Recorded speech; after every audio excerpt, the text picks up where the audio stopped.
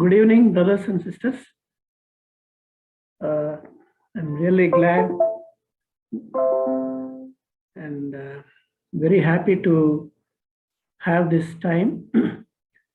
మన Wednesday Bible స్టడీలో మరొకసారి ఈ న్యూ ఇయర్లో చర్చ్గా మనం కలిసి బైబిల్ ధ్యానం చేసుకోవడానికి ప్రభు చూపించిన మహాకృపను బట్టి దేవునికి వందనాలు చెల్లిస్తున్నాను.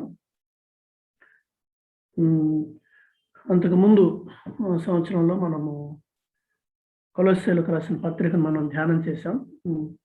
And we had a wonderful time of knowing Jesus more clearly. అంతకుముందు మనం హీబ్రూస్ కూడా ధ్యానం చేశాము. చాలా గొప్ప గొప్ప దైవజనులు మరి బైబిల్ స్టడీస్ చేసినటువంటి చరిత్ర మనకుంది సికింద్రాబాద్ బైబిల్ స్టడీలో. ఎంతోమంది దైవజనులు ఎంతో చక్కని బైబిల్ స్టడీస్ మనకు లీడ్ చేశారు గత సంవత్సరాలలో. ఇప్పుడు నేను కూడా ఒక బైబిల్ స్టడీ తీసుకోవడానికి ప్రభు నాకు ఇచ్చినటువంటి గొప్ప అవకాశాన్ని ఇది ఒక భాగ్యంగా ఎంచుతున్నాను. నన్ను నమ్మి నాకు ఈ అవకాశం ఇచ్చినందుకు మన సంఘ పెద్దలకు ప్రత్యేకంగా వందనాలు తెలియజేస్తున్నాను. ఈ బైబిల్ స్టడీ నేను ఏదో గొప్పగా చేస్తానని నేను చెప్పబోవడం లేదు, కానీ నేను కూడా నేర్చుకోవడానికి ఇది ఒక అవకాశంగా భావిస్తూ ప్రభు ఇచ్చినటువంటి అవకాశాన్ని మనం అందరం కలిసి దాన్ని మనం వినియోగించుకుందాం. ఈరోజు మనకు ధ్యానం కొరకు అపోస్తుల కార్యములు అనేటువంటి గ్రంథాన్ని ధ్యానం చేయాలని ప్రభు నా హృదయంలో ఆ భారాన్ని పెట్టాడు. ఎప్పటి నుంచో ఆలోచిస్తూ ఉన్నాను.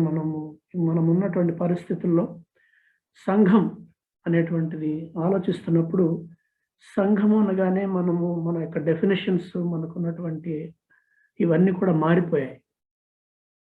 మనం ఎంతగా మన యొక్క డినామినేషన్స్లో మనకున్నటువంటి అవర్ ఓన్ చర్చెస్లో మనం ఎంతగా ఇన్వాల్వ్ అయిపోయామంటే ఒక బ్రాడర్ అండర్స్టాండింగ్ అనేది లేకుండా అయిపోయింది మనకు సంఘం అనేటువంటి.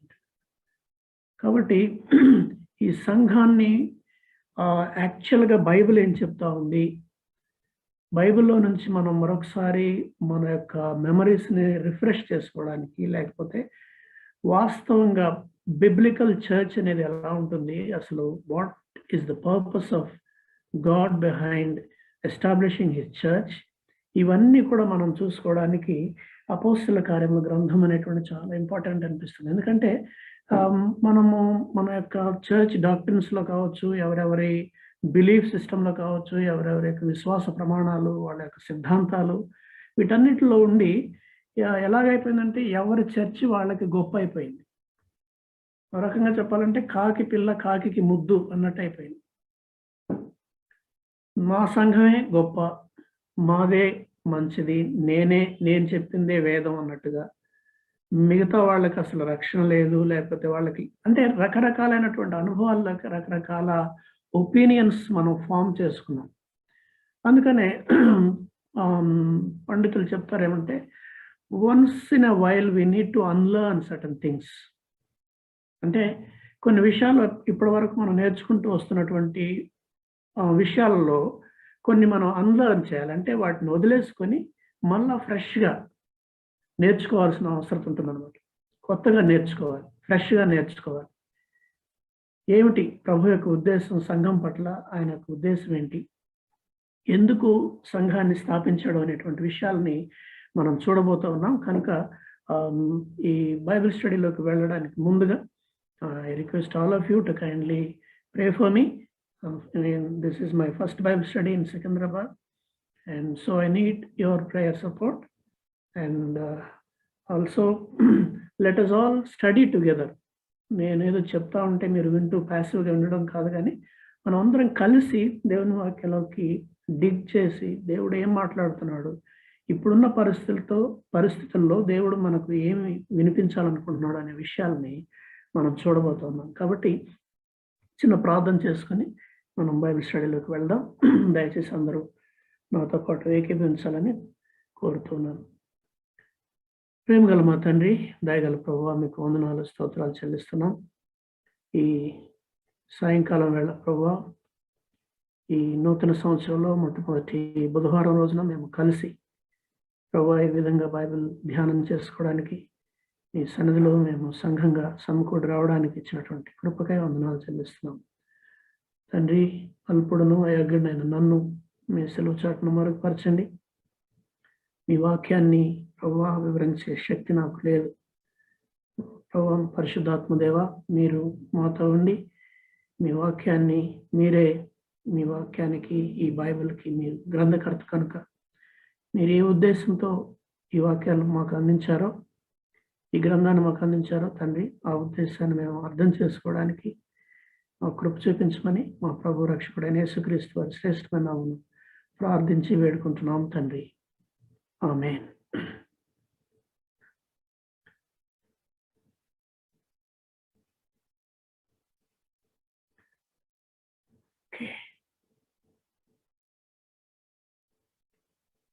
సో మన ప్రస్తుత అవసరాన్ని బట్టి, మన యొక్క కాలింగ్ని, దేవుడు మనకు అనుగ్రహించినటువంటి పిలుపుని, లేకపోతే దేవుడు మనల్ని ఏం చేయమంటున్నాడు అనేటువంటి దాన్ని అర్థం చేసుకోవడానికి మరొకసారి to reinvent ourselves or to revisit our calling, I thought that it is good that if we can study the book of Acts. అపోస్తుల కార్యముల గ్రంథము బైబిల్లో చాలా ఇంపార్టెంట్ గ్రంథం. క్రొత్త నిబంధనలో 5వ పుస్తకంగా మనం చూస్తూ ఉన్నాం. ఈ 5వ పుస్తకాన్ని మనం ధ్యానం చేయడానికి దేవుడు ఇచ్చిన అవకాశాన్ని బట్టి దేవునికి వందనాలు చెల్లిస్తున్నాను. సో బైబిల్, ఈ న్యూ టెస్టిమెంట్లో మనకి కొన్ని ట్రాన్సిషనల్ బుక్స్ ఉన్నాయి. అంటే దీని కాంటెక్స్ట్లో మనం అర్థం చేసుకోవాలి అంటే ఎందుకు ఈ అపోస్తల కార్యముల గ్రంథం మనం చదవాలి, అసలు ఎందుకు ఇది బైబిల్లో ప్రామాణిక గ్రంథాల్లో ఒకటిగా ఉంది అని అర్థం చేసుకోవడానికి క్రొత్త నిబంధనలో మనకు కొన్ని ట్రాన్సిషనల్ బుక్స్ ఉన్నాయి. వాటిలో 3 ప్రధానమైనటువంటి ట్రాన్సిషనల్ బుక్స్ ఉన్నాయి. అవేంటంటే, మొట్టమొదట మాథ్యూస్ గాస్పెల్, మత్తయి సువార్త అనేటువంటిది one of the transitional books.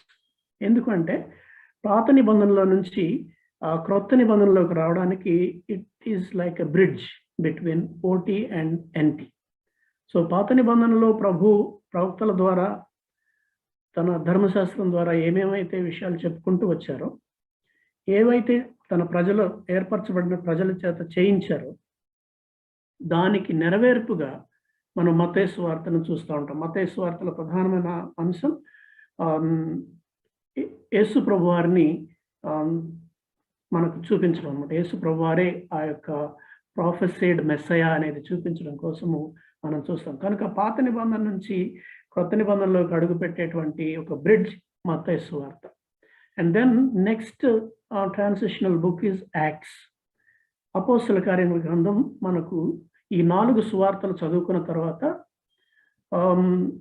పత్రికల్లోకి వెళ్ళడానికి ముందుగా మనకు ఒక బ్రిడ్జ్ లాగా, ఒక విధమైనటువంటి ట్రాన్సిషన్లోకి మనం తీసుకెళ్తాం. అప్పటి వరకు కూడా పాత నిబంధన చదువుకున్నాం, దేవుడైన యెహోవా ఇశ్రాయేలు ప్రజలతో చేసినటువంటి కార్యాలన్నీ చూసుకుంటూ వచ్చాం.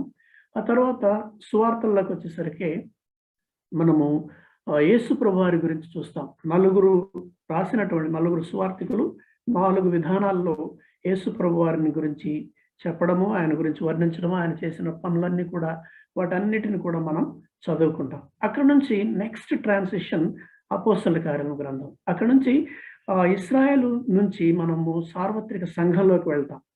మనల్ని ఇశ్రాయేలులతో లేక యూదులు అనేటువంటి వారితోటి ప్రధానంగా ఉన్నటువంటి, అప్పటి వరకు ఉన్నటువంటి ఆ యొక్క సంఘాన్ని మనల్ని సార్వత్రిక సంఘం అనగా జెంటైల్ వరల్డ్లోకి, లేకపోతే అసలు చర్చ్ అనే కాన్సెప్ట్లో తీసుకెళ్లేటువంటి గ్రంథము అపోస్తల కార్యముల గ్రంథం. నెక్స్ట్ థర్డ్ ట్రాన్సిషనల్ బుక్ వచ్చేసి మనకి హెబ్రీ పత్రిక. హెబ్రీ పత్రిక మరలా అప్పటి వరకు సంఘం గురించి చెప్పబడినటువంటి మాటలన్నిటి నుంచి మరొకసారి ఇశ్రాయేలుతో దేవుడు ఏం చేశాడు, దేవుడు చేసిన నిబంధన అంతటితో ఆగిపోయిందా, లేకపోతే ఇశ్రాయేలు యొక్క పాత్ర ఏంటి,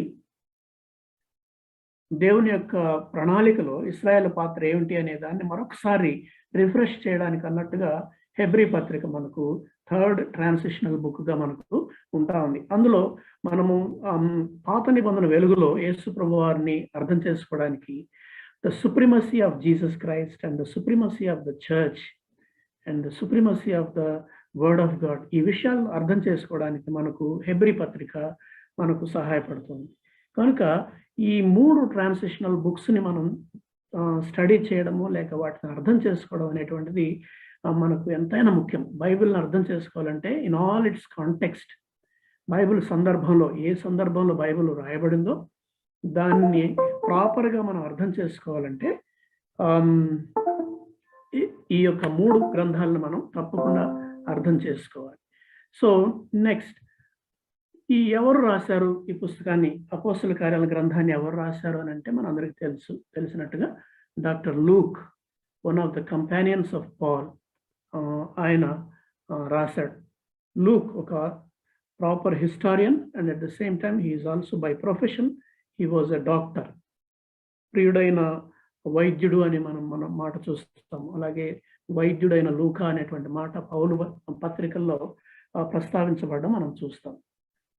సో ఆథర్ విషయంలో మనం పెద్దగా ఆలోచించాల్సిన అవసరం లేదు. ఎందుకంటే సువార్తల్లో 3వ సువార్తని అలాగే అపోస్తల కార్యముల గ్రంథాన్ని ఈ భక్తుడైనటువంటి లేక వైద్యుడైనటువంటి లూకా రాశాడు అని మనం చూస్తాం. ఎందుకంటే ఇంట్రడక్షన్లోనే మనం చూస్తాము లూకా రాసినటువంటి సువార్తలో మొట్టమొదటి వచనాల్లోనూ అలాగే అపోస్తల కార్యాల మొదటి వచనాల్లో కూడా మనం చూస్తే మనకు అర్థమవుతుంది ఈ ఆథర్ లూకా అని.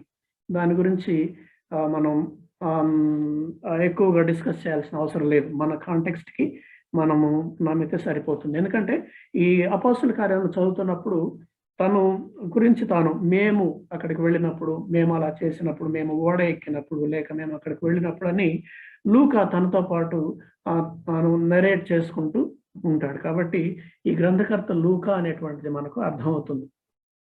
అది ఈ రెండిట్లోనూ సిమిలారిటీస్ మనం చూస్తాం. ఎందుకంటే లూకా సువార్తలో కూడా అలాగే అపోస్తల కార్యముల 1వ అధ్యాయం 1వ వచనాల్లో కూడా ఈ మాట కనిపిస్తుంది. అదేమిటంటే, ఓ థియోఫిలా, యేసు తాను ఏర్పరచుకున్న అపోస్తలులకు పరిశుద్ధాత్మ ద్వారా ఆజ్ఞాపించిన తరువాత ఆయన పరమునకు చేర్చుకొనబడిన దినము వరకు ఆయన చేయుటకును బోధించుటకును ఆరంభించిన వాటినన్నిటిని గురించి నా మొదటి గ్రంథమును రచించి తిని. So Paul is here addressing it to one mister Theophilus. ఈ థియోఫిలస్ అనేటువంటి ఆయనకు రాస్తూ ఈ పత్రికను ఆరంభంలోనే ఎందుకు రాస్తున్నానో ఆ పర్పస్ ఏంటో చెప్తా ఉన్నాడు. మొదటి వచనాల్లో సువార్తను ఎందుకు రాశాను అంటే, యేసు తాను ఏర్పరచుకున్నటువంటి అపోస్తలులకు పరిశుద్ధాత్మ ద్వారా ఆజ్ఞాపించిన తర్వాత ఆయన పరమునకు చేర్చుకొనబడిన దినము వరకు, అనగా యేసు ప్రభువారు ఈ లోకంలో పుట్టి ఆయన ఆరోహణమయ్యేంత వరకు కూడా ఏం జరిగింది, ఆయన ఏం చేశాడు, ఏం బోధించాడు, అవన్నీ కూడా ఫస్ట్ బుక్లో అనగా లూకా గ్రంథంలో రాశాడు. ఆ తర్వాత ఇప్పుడు నేనేం చేయబోతున్నాను అనేటువంటి విషయాలు ఈ అపోస్తల కార్యంలో రాస్తున్నాడు అనమాట. థియోఫిలస్ అనేటువంటి వ్యక్తి అది లూకా యొక్క స్నేహితుడు కావచ్చు, లేక ఒక అధికారి కావచ్చు, రోమన్ ఆఫీసర్ కావచ్చు. థియోఫిలస్ అనే మాటకి అర్థం ఏంటంటే, థియోస్ అనగా గాడ్, దేవుడు, ఫిలా అనగా ప్రేమించబడినటువంటి వాడు, అనగా దేవుని చేత ప్రేమించబడిన వాడు లేక దేవుని ప్రేమించిన వాడు అనేటువంటి అర్థం వస్తుంది థియోఫిలస్ అనేటువంటి వ్యక్తి, ఆ మాటకు అర్థం. కనుక థియోఫిలస్ అనేటువంటి ఆ వ్యక్తికి లూకా రాస్తున్నాడు అనేది మనకు అర్థమవుతా ఉంది.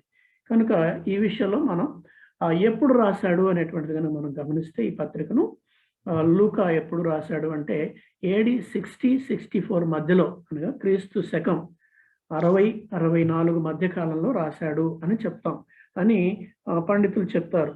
ఎలాగూ దానికి బేసిస్ ఏంటి అని అంటే, మనం కనుక ఈ పత్రిక అంతా కూడా చదివితే, అపోస్తల కార్యములు అంతా కూడా చదివితే, there is no mention of Paul's release or death. ఎందుకంటే పౌలు 64-68 మధ్యలో ఆయన చనిపోవడం జరిగింది, ఆయన ఎగ్జిక్యూట్ చేశారు. కాబట్టి పౌలు మనం 28వ అధ్యాయంలో చూస్తే చివరిలో మనం కనుక గమనించినట్లయితే పౌలు యొక్క రిలీజ్ గురించి ఏమీ అక్కడ మెన్షన్ చేయడు. పౌలు గురించి చెప్పబడిన మాట ఏమిటంటే 28వ అధ్యాయం 30వ వచనంలో, పౌలు 2 సంవత్సరములు పూర్తిగా తన అద్దె ఇంట కాపురముండి తన యొద్దకు వచ్చి వారిని అందరినీ సన్మానించి ఏ ఆటంకమును లేక పూర్ణ ధైర్యముతో దేవుని రాజ్యమును గురించి ప్రకటించుచు ప్రభు అయిన యేసుక్రీస్తుని గురించిన సంగతులు బోధించుండెను అని ముగిస్తాడు. కాబట్టి ఆ ముగించిన విధానాన్ని బట్టి ఆయన 60-64 మధ్యలోనే రాశాడు. పౌలుకి ఇంకా అక్కడ ఆయన తీర్పు ఏమవుతుందనేది, లేకపోతే ఆయన ఎగ్జిక్యూషన్ గురించి ఏమి లేదు కనుక ఈ డేట్ మనం చెప్పుకోవచ్చు.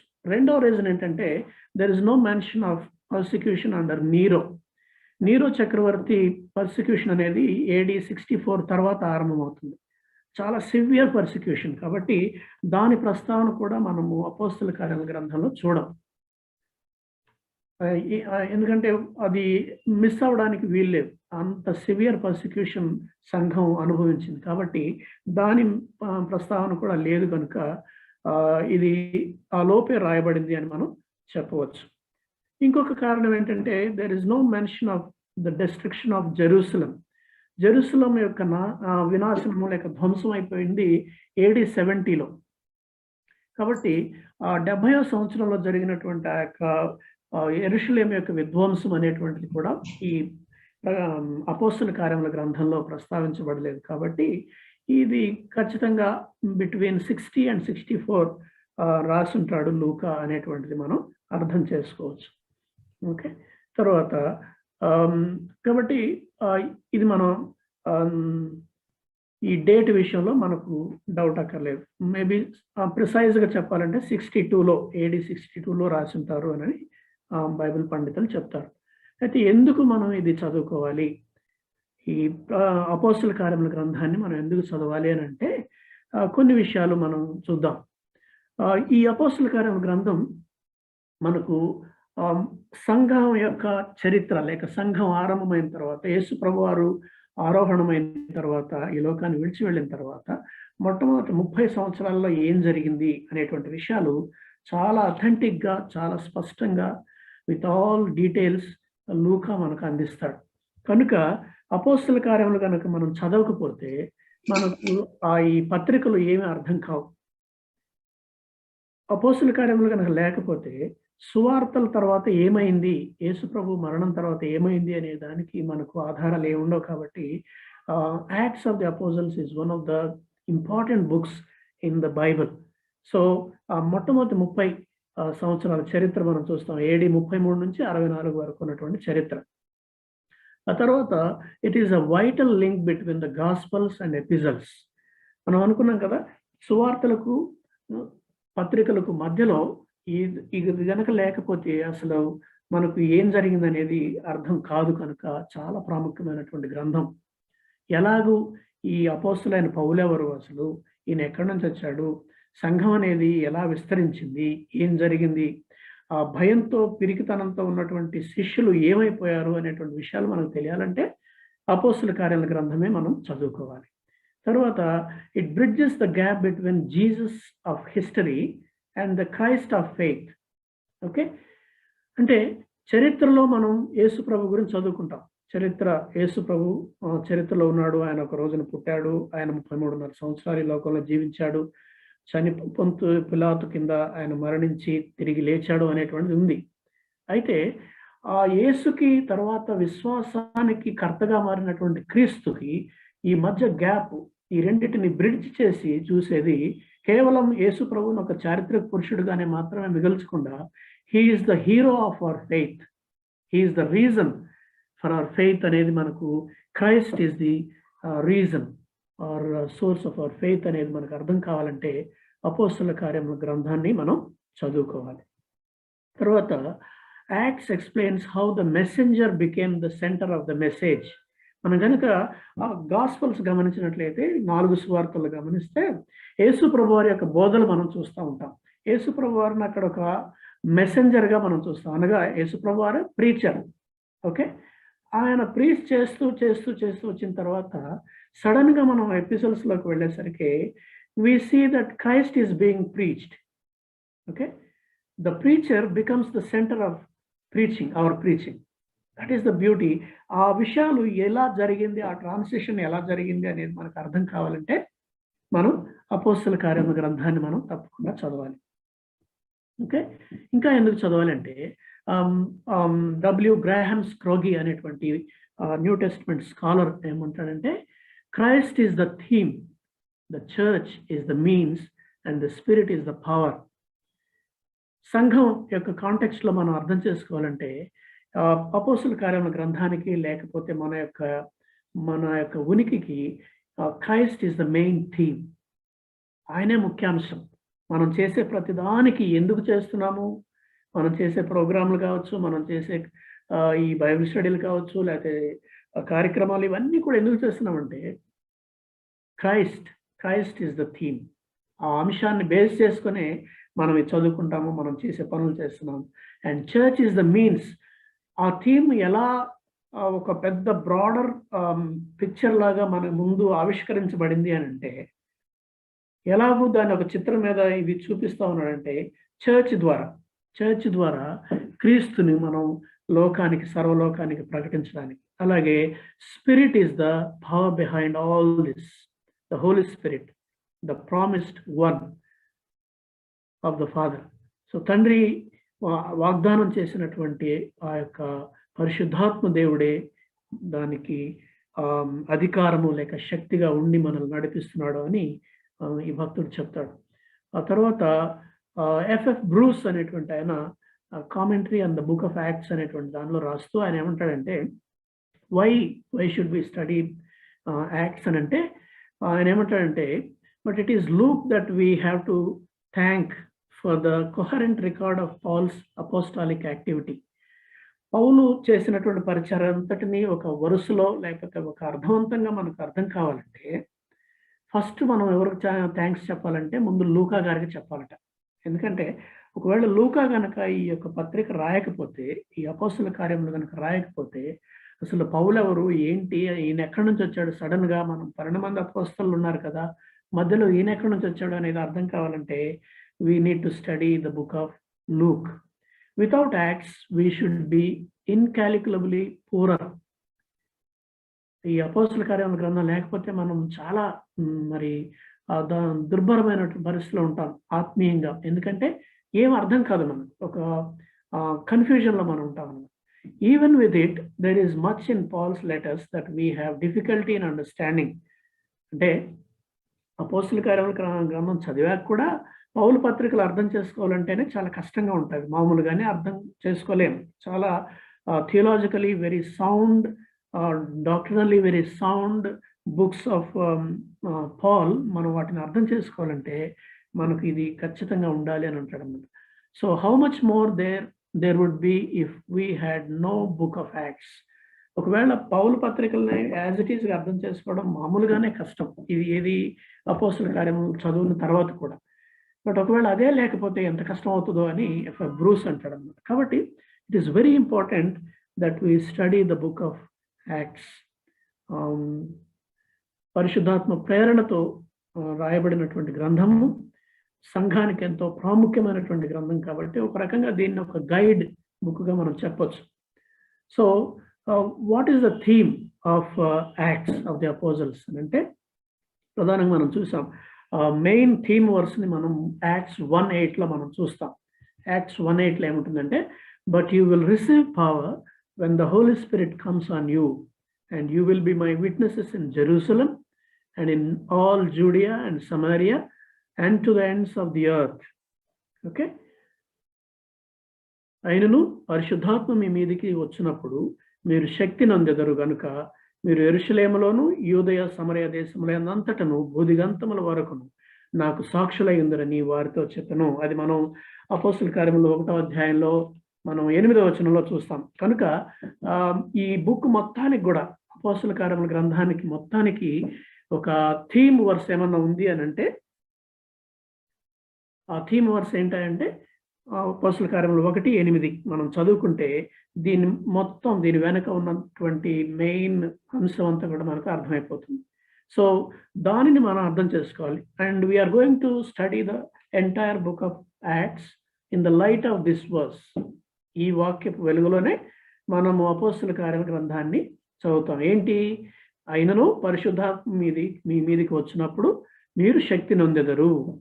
అంటే పరిశుద్ధాత్మ దేవుడు వస్తాడు, ఆయన వచ్చినప్పుడు మీరు బలపడతారు, మీరు శక్తి నొందుతారు. ఆ తర్వాత మీరు చేయబోయే పని ఏమిటంటే, మీరు యెరూషలేములోను యూదయ సమరయ దేశములంతటను భూదిగంతముల వరకు నాకు సాక్షులై ఉందురు. Okay, this is what we are going to study. ఈ వాక్యపు వెలుగులో మనం ఈ ఈ గ్రంథాన్ని మనం అర్థం చేసుకోబోతున్నాం అన్నమాట. ఎందుకంటే ఇది అర్థం కాకపోతే ఎందుకు వీళ్ళందరూ కూడా ఇన్ని శ్రమలు పొందారు, ఇంత పర్సిక్యూషన్ అనుభవించారు, ఎందుకు పౌలు అన్ని మిషనరీ యాత్రలు చేశాడు, ఎందుకు అన్ని సార్లు దెబ్బలు తిన్నాడు, ఒకటి తక్కువ 30-40 దెబ్బలు, కొరడా దెబ్బలు ఎందుకు తిన్నాడు, రాళ్లతో ఎందుకు కొట్టబడ్డాడు, ఎందుకు ఆకలితో ఉన్నాడు, ఎందుకు తను అనుభవించినటువంటి ఒకసారి అయితే చచ్చిపోయాడని చెప్పేసి వదిలేసి వెళ్ళిపోయిన పరిస్థితులు కూడా మనం చూస్తాం. ఎందుకు వీళ్ళంతా ఇంతగా ఎందుకు శ్రమ పొందారు, ఎందుకు అనిపించారంటే because the Lord had promised, the Lord had given them a mission. ఏం చేయాలో, ఏం చేయబోతున్నారో, ఎలా చేయబోతున్నారు అనేటువంటిది ఇచ్చాడు. కాబట్టి మనం ఈ గ్రంథాన్ని చదువుకోబోతున్నాం. తర్వాత ఇందులో ఉన్నటువంటి కొన్ని హైలైట్స్ మనం చూస్తాము. Luke is the only author who is from a non Jewish background. Bible అంతట్లో ఈ 66 బుక్స్లో కనుక మనం గమనించినట్లయితే అన్య నేపథ్యం నుంచి, అంటే యూదేతర నేపథ్యం నుంచి వచ్చినటువంటి వాడు, ఎక్కువగా గ్రీకు భాష మాట్లాడేటువంటి గ్రీకు పండితుడు. కాబట్టి ఒక అన్య అన్య మతం కాదు కానీ యూదేతర నేపథ్యం నుంచి వచ్చినటువంటి వ్యక్తి రాసిన ఒకే ఒక గ్రంథం ఏదైనా ఉందంటే లూకా సువార్త లేక ఈ అపోస్తుల కార్యములు. సో ఈ ఒక్క ఆథరే మనకు యూదేతరుడు అన్నమాట, యూదుడు కాని వ్యక్తి రాసినటువంటి పుస్తకం అపోస్తుల కార్యముల గ్రంథం. ఇందులో మనకు తెలుసు 28 అధ్యాయాలు ఉన్నాయని. ఓకే, దీన్ని మనం ఎందుకు చదవాలనంటే కొన్ని నేను ఇది though it's title says acts of the అపోజల్స్, it only talks about some of the acts of some of the అపోజల్స్. For example అపోస్తుల కార్యములు అని మనకు ఇది టైటిల్ ఉంది, కానీ ఈ అపోస్తుల కార్యములు మనం జాగ్రత్త చదివితే అందులో ఎక్కువగా కనిపించేది ఎవరయ్యా అంటే మనకు పేతురు కనిపిస్తాడు, యోహాను కనిపిస్తాడు, యాకోబు. ఒక్క వచనంలోనే యాకోబు మరణం గురించి ఉంటుంది, ఆ తర్వాత పౌలు గురించి ఎక్కువగా ఉంటుంది. ఓకే, సో కాబట్టి it is not the total account of all the acts of all the apostles, but some acts of some of the apostles అని మనం చెప్పుకోవచ్చు. It talks primarily about the acts of the Holy spirit.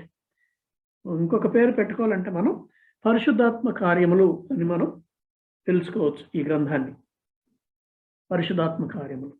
Okay, తర్వాత ఇందులో చాలా interesting విషయం ఏంటంటే ఈ లూకా ఒక గ్రీకు హిస్టారియన్ కాబట్టి ఆనాటి పరిస్థితులకు అనుగుణంగా ఆనాటి స్టైల్ అనుసరించి తను రాస్తాడు. కాబట్టి అందులో ఎక్కువగా ఆ రోజు హిస్టరీ అంతా కూడా స్పీచ్ మోడ్లో ఉండేది, డైలాగ్ మోడ్లో ఉండేది అన్నమాట. కాబట్టి మనం ఈ మొత్తం అపోస్తుల కార్యాల గ్రంథం అంతా కూడా చదివితే అందులో 18 స్పీచెస్ మనకు కనబడతాయి, 18 రకాలైనటువంటి ప్రసంగాలు మనకు కనబడతాయి, సంభాషణలు కనబడతాయి. సో ఇందులో మెయిన్ థీమ్ ఏంటంటే జీసస్ ఈజ్ ద మెస్సయా. ఎవరు ఏం చెప్పినా, పేతురు ఆ యొక్క పెంతెకొస్తు దినాన మాట్లాడినా, ఆ తర్వాత ఫిలిప్పు నపుంసకంతో చెప్పినా, లేకపోతే స్టెఫను చాలా సుదీర్ఘమైన ప్రసంగం చేసిన, అపోస్తులైన పౌలు ఎన్ని రకాలైనటువంటి మిషనరీ యాత్రలు చేసిన, వాటన్నిటి యొక్క థీమ్ ఏంటంటే మెస్సయా. జీసస్ ఈజ్ ద మెస్సయా. ఎవరి కోసం అయితే ఇన్నేళ్లుగా మీరు ఎదురు చూస్తూ వచ్చారో, ఇశ్రాయేలు ప్రజలు ఎదురు చూస్తూ వచ్చారో, ఆ మెస్సయా ప్రవచించబడినటువంటి రక్షకుడు, అభిషిక్తుడు లేక మెస్సయా యేసు ప్రభువే అని చెప్పడానికి ఈ ప్రసంగాలన్నీ కూడా ఉపయోగపడతాయి. తర్వాత ఇందులో ద లార్డ్ అనేటువంటి పదం దాదాపు 110 సార్లు కనిపిస్తుందట. లార్డ్ అనేటువంటి పదం అంటే యేసు ప్రభు వారిని కేవలం ఒక ఏదో యూదు బోధకుడుగా, ఒక రబ్బీగా మాత్రమే కాదు, కానీ he is the Lord of our lives అనేది ఎంఫసైజ్ చేస్తూ లూకా దానిని 110 సార్లు ఉపయోగించినట్టుగా మనం చూస్తాం. అందులో జీసస్ అనేటువంటిది, లార్డ్ జీసస్, జీసస్ క్రైస్ట్ అనేటువంటి పదం 68 సార్లు మనకు కనబడుతుంది, 68 టైమ్స్. అలాగే ఇందులో ఇంకా కొన్ని థీమ్స్ ఉన్నాయి. ఏంటంటే కింగ్డమ్ ఆఫ్ గాడ్, దేవుని రాజ్యం గురించి పదే వాళ్ళ యొక్క ప్రసంగాల్లో మనం చూస్తాం. అపోస్తుల కార్యముల గ్రంథం అంతట్లో కూడా దేవుని రాజ్యం గురించి చెప్పబడతా ఉంది. అలాగే ద వర్డ్ ఆఫ్ గాడ్, దేవుని వాక్యము ప్రబలమాయను అని ఉంటుంది. సో దేవుని వాక్కు అక్కడ వ్యాపించింది అని చూస్తాం మనం. సో దేవుని వాక్యం ఎలాగ విస్తరించింది అనేటువంటి అంశం కూడా ఇందులో డీల్ చేయబడింది. తర్వాత it also talks about gospel of the grace of God. దేవుని కృపా సువార్త అనే మాట కూడా మనం చూస్తాం. ఎన్ని రకాల సువార్తలు ఉన్నాయో మనం ముందు ముందు చూస్తాం. ఇందులో ప్రధానంగా కనపడే ఒక మాట ఏంటంటే the gospel of the grace of God, దేవుని కృపా సువార్తకు మిమ్మల్ని అప్పగించితని అని ఉంటుంది. కాబట్టి ఈ ఈ థీమ్స్ మనం ఇందులో చూస్తాం. తర్వాత it narrates the fulfilment of acts 1:8 and the progression of the church from Jerusalem to Rome. Okay, మనం 1:8లో మనం చూసాం కదా, మీరు యెరూషలేములోను యూదయ సమరయలోను భూదిగంతముల వరకు నాకు సాక్షులై ఉంటారు అనేటువంటిది, ఆ ప్రోగ్రెషన్ ఎలా జరిగింది అనేటువంటిది కూడా మనము ఇందులో చూస్తాం. రోమ్ వరకు అనగా దిగంతాలు అని అంటే అప్పుడు ప్రపంచానికి ప్రధాన కేంద్రం అయినటువంటి రోమా పట్టణం వరకు కూడా సువార్త వ్యాప్తిని మనము ఈ పత్రికలో చూస్తాం. తర్వాత ఇందులో ఒక ఇంట్రెస్టింగ్ థింగ్ ఏంటంటే, ఈ లూకా సువార్తలో ఒక ఇన్సిడెంట్ చెప్పిన తర్వాత, ఒక సంఘటన జరిగిన తర్వాత Luke gives us a kind of progress report. ఏం జరిగింది, ఈ సంఘటన జరిగినందువల్ల ఏంటి, what is the result of that incident అన్నట్టుగా ఒక బిగ్ ఇన్సిడెంట్ జరిగిన తర్వాత ఒక ప్రోగ్రెస్ రిపోర్ట్ లాగా చెప్తాడు. ఫర్ ఎగ్జాంపుల్ యాక్ట్స్ 2:47 మనం గమనించినట్లయితే అందులో ఒక మాట ఉంటుంది. చూడండి, అపోస్తుల కార్యములు 2:47. ఎవరైనా చదువుతారా? మీరు అన్మ్యూట్ చేసుకొని you can read these versus. 2:47.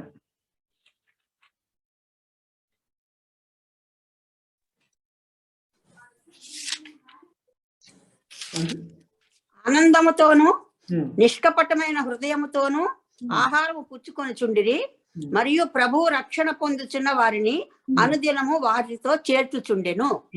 ఈ మాట, మరియు ప్రభు రక్షణ పొందుచున్న వారిని అనుదినము వారితో చేర్చుచుండెను. ఇదంతా జరిగిన తర్వాత ఏది వాళ్ళందరూ కూడా బాప్తిసం పొందటము, 3000 మంది మారు మనసు పొందిన తర్వాత ఏం జరిగిందంటే ప్రభు అనుదినం వారిని చేరుస్తున్నాడు అని చెప్తాడు. ఆ తర్వాత 6:7లో మనం ఇంకొక మాట చూస్తాం. 6వ అధ్యాయం 7వ వచనం కూడా ఒకసారి చదువుతారా?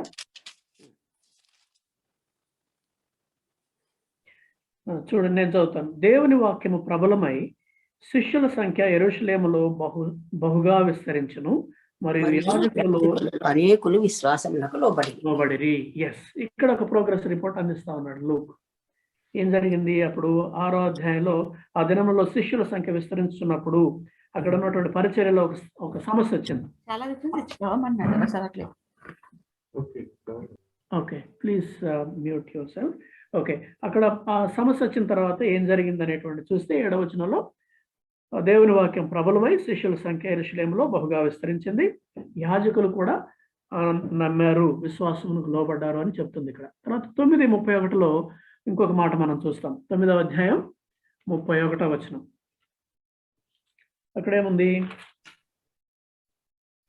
కావున యూదయ గలిలయ సమరయ దేశములంతటా సంఘము క్షేమాభివృద్ధి నొందుచు సమాధానము కలిగి ఉండెను, మరియు ప్రభువునందు భయమును పరిశుద్ధాత్మ ఆదరణను కలిగి నడుచుకొనుచు విస్తరించుచుండెను. ఇప్పుడు సంఘము గలిలయ సమరయ ప్రాంతాలకు వచ్చింది. యూదయ గలిలయ సమరయ ప్రాంతాలకు వచ్చింది. ఆ తర్వాత సమాధానం కలిగి, క్షేమం కలిగి, ఆదరణ కలిగి నడుచుకుంటూ ఉన్నారు అని ఇక్కడ ఒక బ్రీఫ్ రిపోర్ట్ అందిస్తా ఉన్నాడు. అలాగే 12వ అధ్యాయం 24లో వచనంలో కూడా మనం చూస్తాం. 12వ అధ్యాయము 24వ వచనం ఎవరైనా చదువుతారండి? దేవుని వాక్యము ప్రబలమై వ్యాపించుచుండెను. మరొక మాట, దేవుని వాక్యం ప్రబలమై. అలాగే 19:20, 19వ అధ్యాయం 20వ వచనం.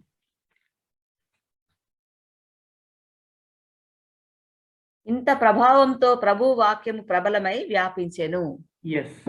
ఇంత ప్రభావంతో ప్రభు వాక్యం వ్యాపించింది. అలాగే 8:30-31 ఇందాక మనం చదువుకున్నాం. ఏమంటే పౌలు అక్కడ 2 సంవత్సరాలు ఒక అద్దె ఇంట్లో ఉంటూ తన దగ్గరకు వచ్చే వాళ్ళందరికీ కూడా వాక్యం ప్రకటిస్తూ, సువార్త ప్రకటిస్తూ ఉన్నాడు అనేది మనం చూస్తాం. సో వీటన్నిటిలో కూడా లూక్స్ స్పెషాలిటీ ఏంటంటే, ఒక ఇన్సిడెంట్ చెప్పిన తర్వాత what happened, what was the outcome of that అనేది ఒక ఈచ్ ఇంటర్వెల్లో తను చెప్తూ వచ్చాడు. సో ఈ విషయాలు మనం డీటెయిల్డ్గా మనం తర్వాత చూడబోతున్నాం. ఓకే, దీన్ని అవుట్లైన్గా కనుక మనం గమనించినట్లయితే అవుట్లైన్ చూసుకుంటే మనం it can be broadly divided into 2 parts. మనం దీన్ని 2 భాగాలుగా చేసుకోవచ్చు. బ్రాడ్గా ఆలోచిస్తే ఏముంటుంది, మొట్టమొదటి పార్ట్ ఏంటంటే it talks about the ministry of the apostle Peter. అపోజలైన పేతురు యోహానుతో కలిసి తను చేసినటువంటి పరిచర్య అంతా కూడా మనం మొదటి 12 అధ్యాయాల్లో మనం చూస్తాం. ఆయన చేసినటువంటి ఎలాగా పెంతెకొస్తు దినాన ఎలాగో తను నిలబడి ధైర్యంగా అంతమంది ముందు ప్రసంగం చేశాడో, దానివల్ల ఎలాంటి ఫలితం వచ్చిందో, ఆ తర్వాత సంఘం ఎలా విస్తరించిందో, అపోస్తలుల బోధ తను ఎలాగ వాళ్ళకి బోధిస్తూ సంఘాన్ని కట్టుకుంటూ వచ్చాడో, ఇవన్నీ కూడా మనం మొట్టమొదటి 12 అధ్యాయాల్లో మనం చూస్తాం. ఇంకొక బ్రాడ్ డివిజన్ ఏంటంటే పౌలు పరిచర్య మనం చూస్తాం. 13 నుంచి 28 వరకు మనం చూస్తే చివరి వరకు కూడా అపోస్తలులైన పౌలు మారు మనసు పొందడం 9వ అధ్యాయంలో, ఆ తర్వాత తను ఎలాగా బలపడింది, ఆ తర్వాత తను పరిచర్యలోకి ఎలా వచ్చింది, అంత్యోక్యలో సంఘం ఎలాగా యాక్టివ్ అయింది, ఈ విధమైనటువంటి విషయాలన్నీ కూడా మనం చూస్తాం. ఇది బ్రాడర్ అవుట్లైన్గా మనం చెప్పుకోవచ్చు. అయితే మనం ఈ పత్రికని అపోస్తలుల కార్యములు 1:8 ప్రధానంగా మనం చేసుకొని దాని ప్రకారంగా మనం ధ్యానించబోతున్నాం అని చెప్పాం. కాబట్టి ఇది ఒక విధంగా బ్రాడర్ లేకపోతే కొంచెం డీటెయిల్డ్ అవుట్లైన్లోకి మనం వెళ్ళాలంటే ఈ విధంగా చూసుకోవచ్చు. అదేంటంటే మొట్టమొదటి 1 నుంచి 6, 7 వరకు, 6వ అధ్యాయం 7 వరకు, అనగా 1వ అధ్యాయం నుంచి 6వ అధ్యాయం 7వ వచనం వరకు ద విట్నెస్ ఇన్ జెరూసలేం. అంత మనం ఏం చేసాం, మన థీమ్ వర్డ్స్ ఏంటంటే you will be my witnesses in Jerusalem అని చూసాం కదా. సో అది ఎలా ఫుల్ఫిల్ అయింది అనేది మనకు మొదటి అధ్యాయం నుంచి 6వ అధ్యాయం వరకు చూస్తాం. Okay, the witness in Jerusalem. తర్వాత 2వ డివిజన్ ఏంటంటే జూడియా సమరయ కదా. ఆయన చెప్పాడు కదా, మీరు యెరూషలేములోను యూదయ సమరయ దేశములైనంతటను తర్వాత భూదిగంతముల వరకు అని చూసాం. కాబట్టి 6వ అధ్యాయం 8వ వచనం నుంచి 8వ అధ్యాయం 1వ వచనం వరకు మనం ఈ యూదయ సమరయ ప్రాంతాలకు సువార్త ఎలా వ్యాపించింది, సంఘం ఎలా వ్యాపించింది అనేటువంటి విషయాలు మనం చూస్తాం. ఓకే, 3వ డివిజన్ మనము భూదిగంతాల వరకు ఎలాగా వ్యాపించింది అనేటువంటిది మనం చూస్తాం. అది ఎక్కడి నుంచి 9వ అధ్యాయం 32వ వచనం నుంచి 28వ అధ్యాయం 31వ వరకు మనం ఈ దిగంతాల వరకు, అనగా అప్పుడున్నటువంటి రోమన్ సామ్రాజ్యం మొత్తానికి స్వార్థ ఎలాగా వ్యాపించింది, ఐరోపాకు ఎలా వ్యాపించింది, ఆసియాకు ఎలా వ్యాపించింది, ఈ విషయాలన్నీ కూడా ఒక్కొక్క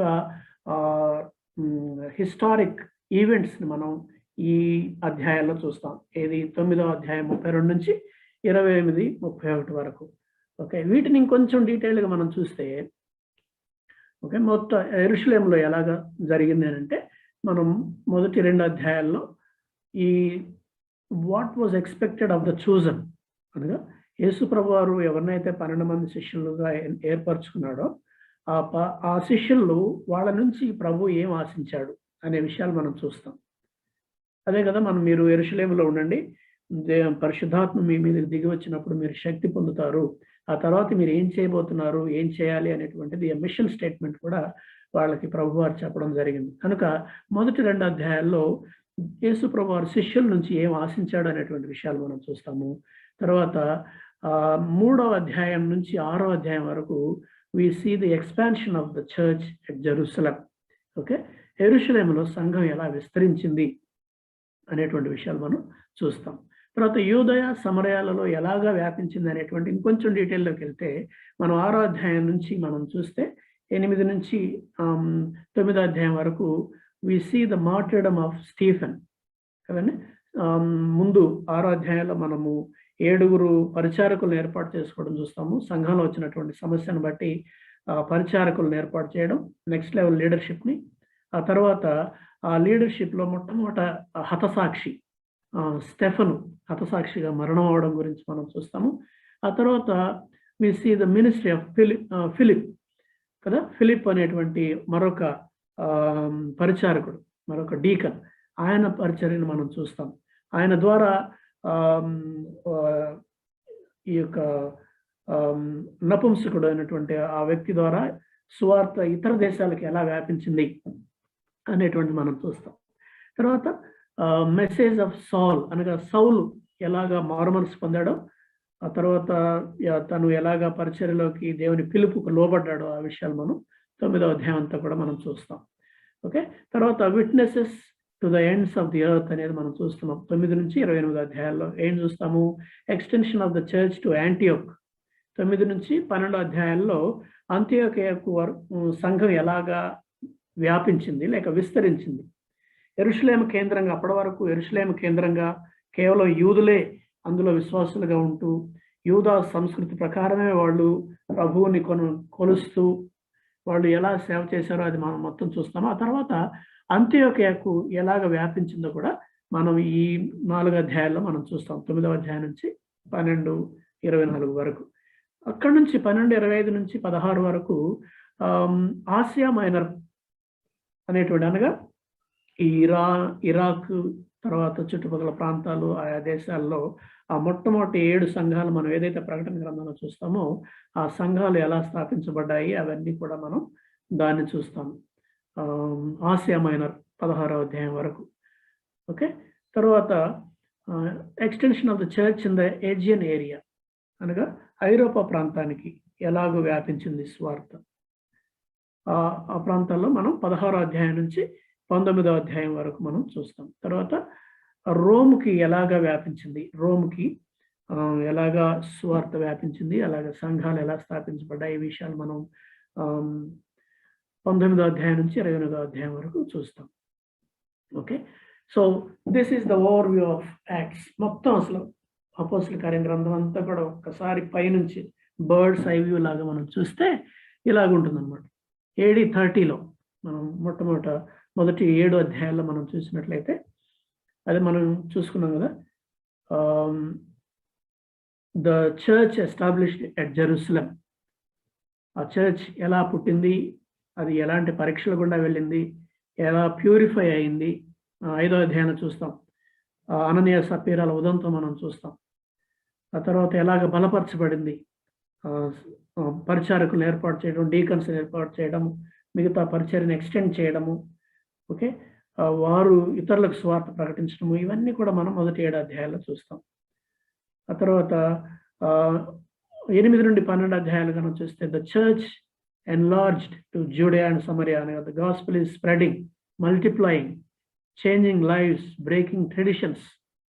చూసాం కదా 12వ అధ్యాయం వరకు మనం ఈ విషయాలన్నీ కూడా మనం ఎలాగ మార్పు సంభవించింది అనేది మనం చూస్తాం. అలాగే 13 నుంచి 28 అధ్యాయాలు మనం చూస్తే the church expanded to the ends of the earth. భూదిగంతాల వరకు సంఘం యొక్క విస్తరణ మనం చూస్తాం, ఎలా ఎక్స్టెండ్ అయింది. ఆ తర్వాత ప్రజలు ఎలాగా మరి ఈ సువార్తను ఎలా రిసీవ్ చేసుకున్నారు, ఎలాగో రిజెక్ట్ చేశారనేది మనం చూస్తాం. ఆ తర్వాత జీవితాలు ఎలా మారిపోయాయి చూస్తాం. తర్వాత జెంటైల్స్, జ్యూస్, యూదులు, అన్యులు ఎలా కలిశారు, ఎలాగ వాళ్ళ మధ్య ఎలాంటి టెన్షన్స్ వచ్చాయి, వాళ్ళని కలపడానికి వాళ్ళ మధ్య ఒక విధమైనటువంటి మధ్య మార్గాన్ని కనిపెట్టడం కోసం జెరూసలేం కౌన్సిల్ మనం 15వ అధ్యాయంలో చూస్తాం. చాలా ప్రాముఖ్యమైనటువంటి ఈవెంట్. అంటే అన్యులని ఎలాగ యాక్సెప్ట్ చేయాలనేటువంటిది కష్టం వచ్చినప్పుడు ఆ యెరూషలేంలో ఒక కౌన్సిల్ జరిగింది. సో ఆ విషయాలు మనం ఇందులో చూస్తాం. ఓకే, ఇందులో ఎంఫసిస్ ఎలా ఉంటుందంటే ప్రధానంగా జూయిష్ ఎవాంజలిజం అనగా మొట్టమొదట 7 అధ్యాయాల్లో యూదుల మధ్య ఎలా సువార్త ప్రకటించబడింది. ఆ తర్వాత ట్రాన్సిషన్ మనం చూస్తాం. యూదుల నుంచి అన్యులకు ఎలా ట్రాన్సిషన్ జరిగింది, అన్య ప్రదేశాలకు సువార్త ఎలా వ్యాప్తి జరిగింది అనేటువంటి ఒక ట్రాన్సిషనల్ పీరియడ్ను మనం 8 నుండి 12 అధ్యాయాల్లో చూస్తాం. ఆ తర్వాత అన్యులకు సువార్త ఎలా ప్రకటించబడిందో మనం 13 నుంచి 28లో పౌలు పరిచర్య ద్వారా తన యొక్క తోటి మిషనరీల ద్వారా మనం అది చూస్తాం. ఇందులో టైం మనం చూస్తే AD 33 అనగా 1వ అధ్యాయం నుంచి 2వ అధ్యాయం 47 వరకు మనం మధ్య చూస్తే AD 33 నుంచి 36 వరకు, క్రీస్తుకి 33 సంవత్సరం నుంచి 36 సంవత్సరం వరకు యూదుల మధ్య సిటీ ఎవాంజలిజం జరిగిందనమాట. ఏం చేశారు వాళ్ళంటే యెరూషలేములోనే, యెరూషలేము చుట్టూ, ఆ యెరూషలేం వరకే వాళ్ళు కేంద్రీకరణ చేసి అక్కడ పరిచయం చేస్తూ వచ్చారు, సువార్త ప్రకటిస్తూ వచ్చారు. ఆ తర్వాత 36వ సంవత్సరం నుంచి 46 వరకు లేక 40 వరకు AD 40 వరకు నేషనల్ ఎవాంజలిజం, అనగా ఇస్రాయేల్ మొత్తం దేశాన్ని ఎలాగూ వాళ్ళు సువార్తతో నింపారు అనేది మనం చూస్తాం. ఆ తర్వాత 46వ సంవత్సరం నుంచి 57 వరకు క్రాస్ కల్చరల్ ఎవాంజలిజం ఎలా జరిగిందనేది చూడొచ్చు. ఒక సంస్కృతి నుంచి ఇంకో సంస్కృతికి వెళ్ళి మనము పేతురు యొక్క ఇన్సిడెంట్ చూస్తాం కదా. పేతురును ఒక అతను పిలిచినప్పుడు అన్య దేశానికి చెందినటువంటి ఒక వ్యక్తి పిలిచినప్పుడు, ఇన్వైట్ చేసినప్పుడు ఆయన వెళ్ళినప్పుడు అక్కడ ఒక దర్శనం రావడము, ఆ దర్శనంలో ఒక అన్ని రకాలైనటువంటి జంతువులు ఒక దుప్పటిలోకి రావడము, వాటిని చంపుకొని తినమని ప్రభువు చెప్పినప్పుడు, నేను ఇది ఎలా చేస్తానన్నప్పుడు, నేను పవిత్రపరిచిన వాటిని ఏది కూడా అపవిత్రమని ఎంచొద్దు అని చెప్పడం జరుగుతుంది. అదేంటంటే యేసు ప్రభు వారి యొక్క ఆ యొక్క సంఘము మిగతా సంస్కృతిలోకి ఎలా వెళ్తుంది, వాటిని ఎలా అడాప్ట్ చేసుకోవాలి, వాళ్ళను కూడా మనలో ఒకటిగా ఎలా చేయాలనేటువంటి విషయాలు మనం చూస్తాం. Okay, so cross cultural evangelism ఎలా జరిగింది చూస్తాం. సో సిటీ నుంచి నేషన్ నుంచి బియాండ్ ద రీజియన్స్ ఎలాగా స్వార్థ వ్యాపించిందో మనం చూస్తాం ఇందులో. తర్వాత మనం చూసుకున్నట్టుగా థీమ్ ఏంటంటే, in the power of the Holy Spirit Jesus followers carry the good news of Christ to the world. పరిశుద్ధాత్మ శక్తితో యేసుక్రీస్తు ప్రభు వారి యొక్క అనుచరులు ఈ సువార్తను, క్రీస్తు ప్రభువుని గురించిన సువార్తను ప్రపంచానికి ఎలా పరిచయం చేశారు, ఎలా తీసుకెళ్లారు. అక్షరాల యేసు ప్రభు వారు చెప్పాడు కదా, మనం మత్తయి సువార్త 28వ అధ్యాయంలో చూస్తే, నేను మీకు తోడై ఉన్నాను, మీరు go in to all the world, మీరు సమస్త లోకంలోనికి వెళ్ళి సమస్త జనులను నా శిష్యులుగా చేయండి అనేది ఎలా నెరవేరింది ఇన్ ఏ సిస్టమాటిక్ వే అర్థం చేసుకోవడానికి మనకు ఈ అపోస్తల కార్యముల గ్రంథం ఉపయోగపడుతుంది. సో అపోస్తల కార్యంలో క్రైస్ట్ ఏంటి అని అంటే మనం చూస్తాం, Jesus is the glorified and throned saviour who continues his ministry in the world by means of the Holy Spirit working through his disciples until he returns. యేసు ప్రభువారు తిరిగి వచ్చేంత వరకు కూడా, ఓకే, మనం పరిశుద్ధాత్మ దేవుడు ఎలా పనిచేస్తూ వచ్చాడో శిష్యుల ద్వారా, తర్వాత యేసు ప్రభువారు ఎలా మహిమపరచబడ్డాడో, ఆయన రక్షకుడుగా ఎలా సింహాసనాసీనుడుగా ఉన్నాడో, ఆ తర్వాత ఆయన పరిచర్య, ఆయన శరీరధారిగా ఈ లోకంలో జరిగించినటువంటి పరిచర్యను అంతటితో ఆగిపోకుండా, ఆయన మరణంతోనే అయిపోయింది అనుకున్నటువంటి రోజుల్లో, అలాంటి పరిస్థితుల్లో అది ఎలా కొనసాగింది. ఒక ఆర్డినరీ పీపుల్, భయంతో పిరికితనంతో వణికిపోతున్నటువంటి ప్రజలు ప్రపంచాన్ని ఎలా తలకిందులు చేయగలిగారు అనేటువంటి విషయాల్ని ఆ మొట్టమొదటి కాంటెక్స్ట్లో సంఘం పుట్టినటువంటి ఆ తొలి రోజుల్లో ఎలా జరిగిందనేటువంటి మనం ఈ అపోస్తల కార్యముల గ్రంథం ద్వారా మనం చదువుకుంటాం. So this is the end of, లేకపోతే this is the overview of the introduction to the book of Acts అని మనం చెప్పుకోవచ్చు.